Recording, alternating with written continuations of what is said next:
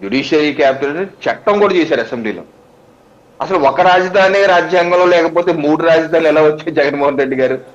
ఇప్పుడు మీ లాజిక్ ప్రకారం ఒక రాజధాని లేనప్పుడు ఈ 3 ఎక్కడి నుంచి వచ్చాయి? చట్టమే చేశారు కదా అసెంబ్లీలో. ఈ రోజు అమృత వాక్యలు. అసలు రాజధాని అన్న పదం there is no like word capital in the constitution of India. Wherever CM sits that is the capital. అంటే బ్రో నరేంద్ర మోడీ గారు అమెరికా వెళ్తారండి, Washington. Washington India capital Washington అవుతా, లేకపోతే ఫ్రాన్స్ వెళ్తారండి ప్యారిస్, ఇండియా క్యాపిటల్ ప్యారిస్ అవుతా? అసలు ఈయనకి మౌలిక స్వరూపం ఏంటో అర్థం కావట్లేదు. యాక్చువల్ సార్ 2024 ఎన్నికల్లో రాజు గారు ఎన్డీఏ కూటమి చాలా స్పష్టంగా వెళ్ళాం. అమరావతి రాష్ట్ర ఏకైక రాజధాని. వైసీపీ పార్టీ 3 రాజధానులు వెళ్ళారు.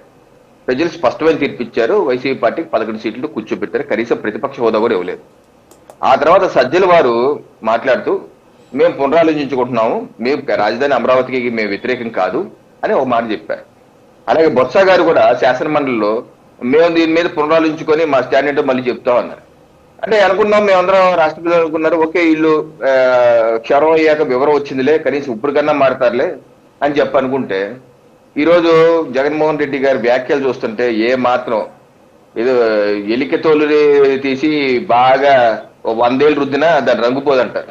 అలాగా నేను మాత్రం మారే ప్రసక్తి లేదు. పైపెచ్చు కొన్ని అమృత వాక్యలు గులికిలు ఆయన విసిరేశారు. రివర్ బేసిన్ లో ఎవరన్నా నగరాలు కడతారా? నదీ పరివాహక ప్రాంతం నగరాలు కడతారా? సార్ మీరు మాట్లాడుతున్న తాడేపల్లిలో కరకట్టకు అవతల విజయవాడ ఉంది. విజయవాడ ఎక్కడ ఉంది సార్? అది ఏమైనా సముద్ర పక్కన లేకపోతే ఎక్కడ కొండల మీద ఉంది విజయవాడ అన్నా? అది నదీ పరివాహక ప్రాంతం కాదా? దేశంలో శతాబ్దాల చరిత్ర ఉన్నటువంటి కాశీ మహానగరం, మన వేదాల్లో ఉపనిషత్తులో ఉంది కాశీ గురించి, అది ఎక్కడ ఉంది సార్? మరి గంగా నది తీరంలో కాదా? ఢిల్లీ రాజధాని యమునా నది తీరంలో కాదా?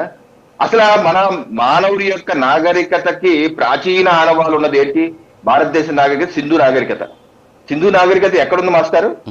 సింధు నది ఒడ్డును కాదా? నైలు నాగరికత ఎక్కడుందంటే నైలు నది ఒడ్డును కాదా? ఎన్నో వేల సంవత్సరాలు, 5,000 10,000 సంవత్సరాల క్రితం చరిత్ర అది.